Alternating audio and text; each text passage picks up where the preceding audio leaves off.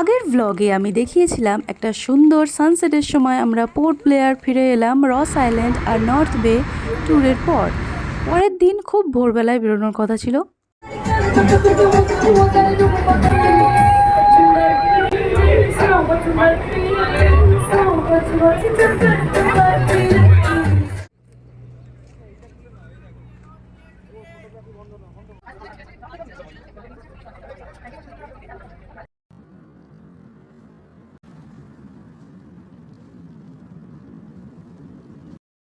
Welcome to my Andaman vlog series and welcome to my channel. নমস্কার, namaste, hello everyone. তো আজকের আমার vlog আমি শুরু করছি।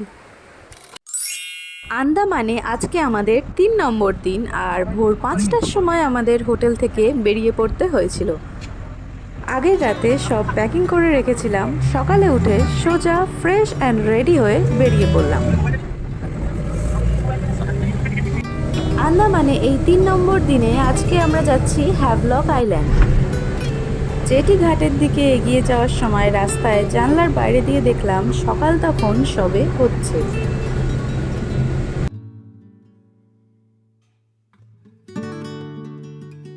আকাশের রং কত সুন্দর দেখাচ্ছে।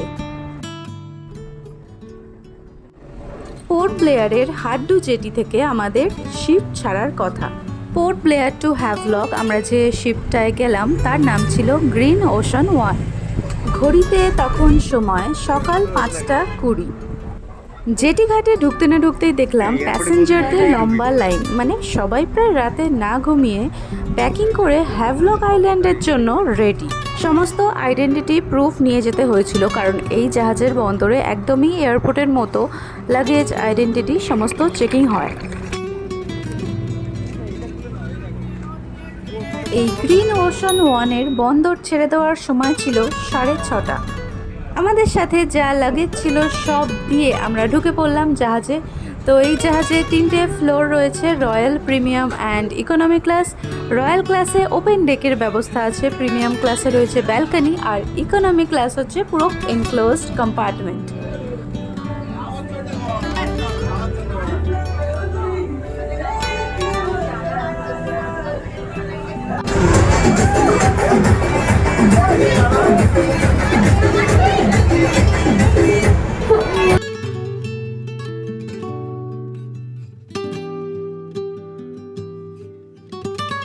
রয়্যাল ক্লাসের অ্যাম্বিয়েন্স ছিল খুবই এনার্জেটিক, সবাই ছিল একদম পার্টি মুডে।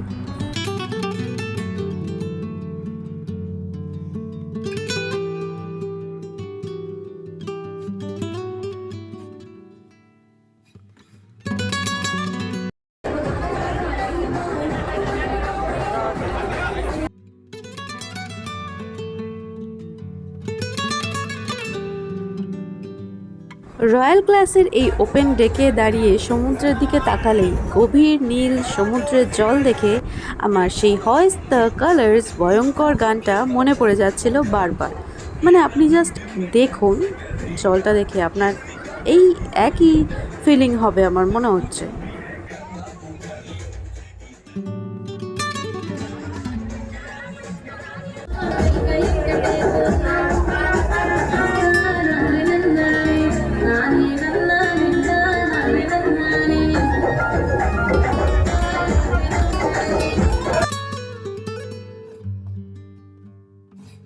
এই জাহাজেই ব্রেকফাস্ট অ্যান্ড মুড রিফ্রেশমেন্টের পর আমাদের জাহাজ গ্রিন ওশান 1 পৌঁছলো হ্যাভলক আইল্যান্ড। পোর্ট ব্লেয়ারের হাড্ডু জেটি থেকে হ্যাভলক আইল্যান্ডের জেটিতে পৌঁছতে সময় লাগলো প্রায় 1.5 ঘন্টা। হ্যাভলক বন্দরে নামলাম। পোর্ট ব্লেয়ারে এর আগে 2টো বন্দর দেখেছিলাম, তার ভিউ তো অসাধারণ ছিলই। এই হ্যাভলক বন্দরের ভিউও সত্যি দারুণ।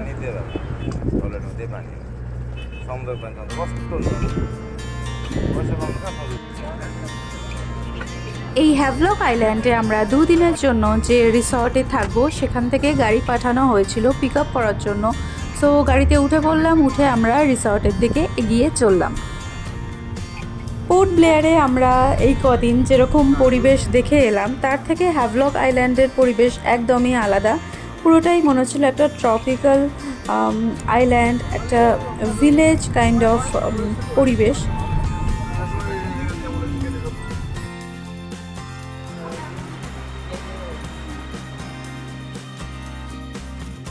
পৌঁছে গেলাম রিসর্টে। এবার করাবো রুম ট্যুর। এরকম ভিলেজ কাইন্ড অফ অ্যাম্বিয়েন্স যুক্ত ঘরে এই প্রথমবার থাকবো, তো দেখিয়ে দিচ্ছি আমাদের রুমটা কীরকম ছিল। পরিষ্কার পরিচ্ছন্ন, খুব সুন্দরভাবে সব কিছু গোছানো, ভালোই ছিল আমাদের রুম।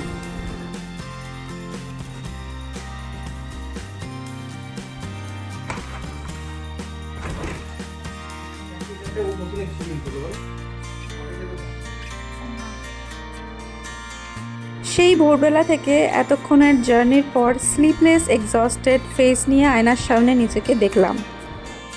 কিছুক্ষণ রেস্ট নেওয়ার পর আমরা আবার বেরিয়ে পড়লাম আইল্যান্ডটা একটু এক্সপ্লোর করতে। হাতে সময় ছিল, লাঞ্চ করার দেরি ছিল, তো আমরা বললাম যে ওয়াই নট একটু হ্যাভলক আইল্যান্ড এক্সপ্লোর করা যাক।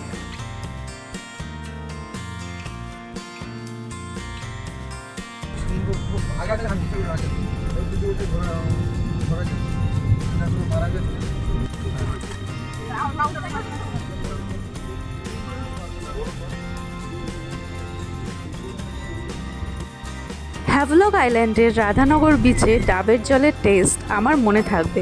মানে মাত্র 50 টাকায় 1 লিটারেরও বেশি ডাবের জল, তার সাথে ডাবের শাঁস, দুটোই ছিল অসাধারণ।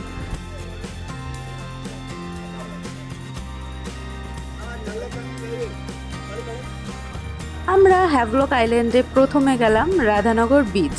ডাবের জল খেয়ে এবার আমরা বিচের দিকে এগিয়ে গেলাম।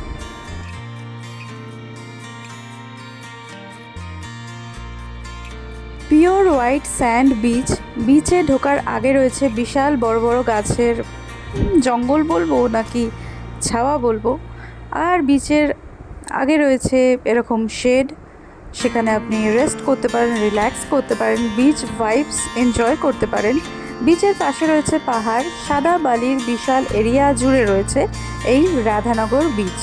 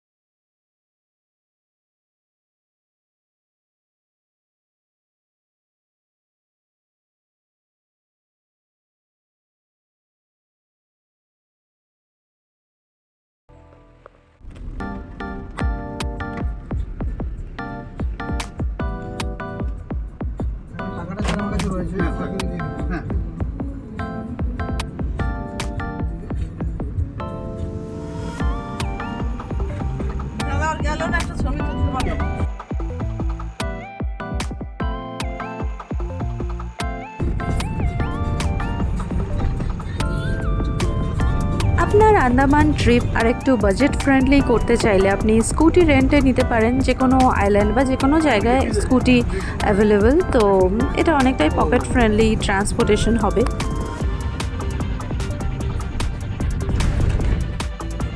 ফিরে এলাম রিসর্টে, ফ্রেশ হয়ে লাঞ্চ সেরে নিলাম। লাঞ্চে একটা নতুন মাছ খেলাম, তার নাম কোকারি ফিশ।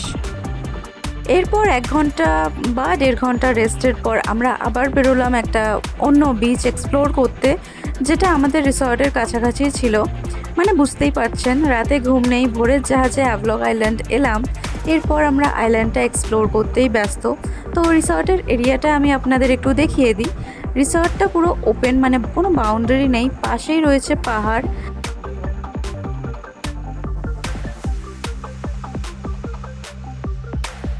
আমার ফার্স্ট ইমপ্রেশন মনে হয়েছিল এটা ইন্দোনেশিয়া মনে হচ্ছে, এত বিশাল একটা পাহাড়, পুরো ওপেন গ্রাউন্ড অ্যান্ড চারিদিকে পুরো গ্রিনারি অ্যান্ড গ্রিনারি।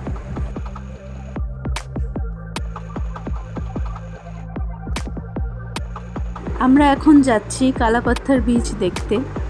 এখন বাজে দুপুর 3:30 আর আমরা বেরিয়ে পড়েছি হ্যাভলক আইল্যান্ডে কালাপাত্থার বিচ দেখতে। আমাদের এই রিসর্টের কাছাকাছিই ছিল কালাপাত্থার বিচ, 10 to 15 মিনিটস ডিস্টেন্সের মধ্যে।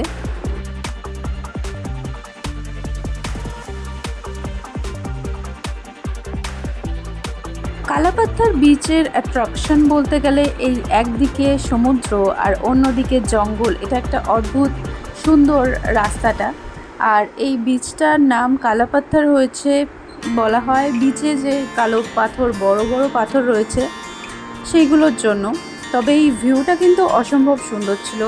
লং রুট, সাইডে ইন্ডিয়ান ওশান আর দিকে জঙ্গল, আর সমুদ্রের জল এখানে হালকা নীল।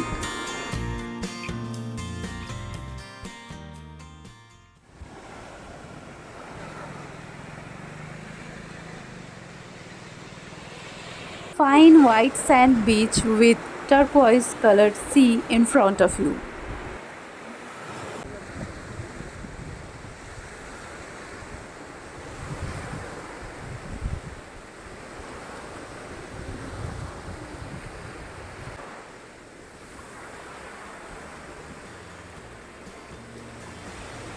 খুব সুন্দর শান্ত এই বিচের পরিবেশ, একদমই মুভি লাইক ভিউ আপনার সামনে। আপনি এখানে বসে মেডিটেশনও করতে পারবেন। এক কথায় অফবিট বিচ যদি বলতে হয় তো আমি বলবো must visit Kalapatthar beach. Sea beach দিয়ে হাঁটার সময় প্রচুর কোরালসের টুকরো পড়েছিল, তার উপর দিয়েই হাঁটছিলাম, মানে অবশ্যই ডেড কোরালসের টুকরো পড়েছিল, এক একটা ইউনিক শেপের ডেড কোরালস, ভীষণ সুন্দর, তাই হাতে নিয়ে দেখছিলাম।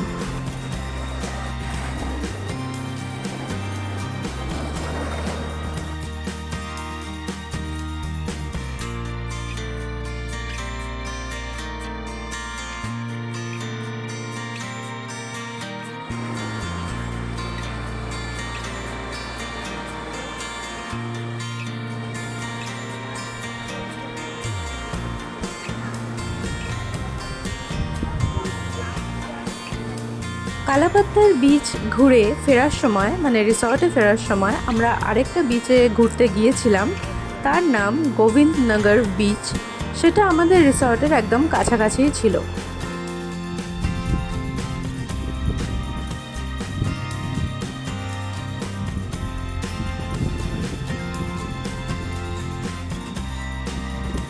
এই গোবিন্দনগর বিচ অবশ্যই একটা অফবিট বিচ।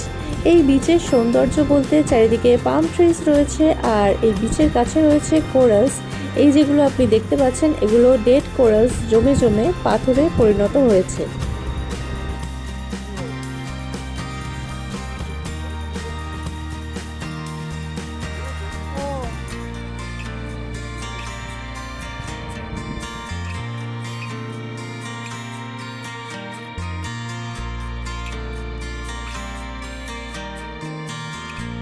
একটা ইম্পর্ট্যান্ট নোট, সেটা হলো আন্দামানের ম্যাক্সিমাম বিচে নাইট লাইফ নেই, মানে খুব কম বিচে আছে।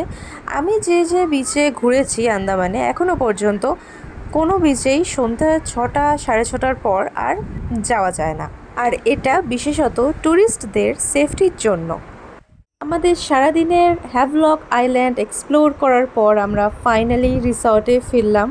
তারপর হালকা করে টি অ্যান্ড স্ন্যাক্সের পর আমরা সোজা ডিনার করতে চলে গেলাম।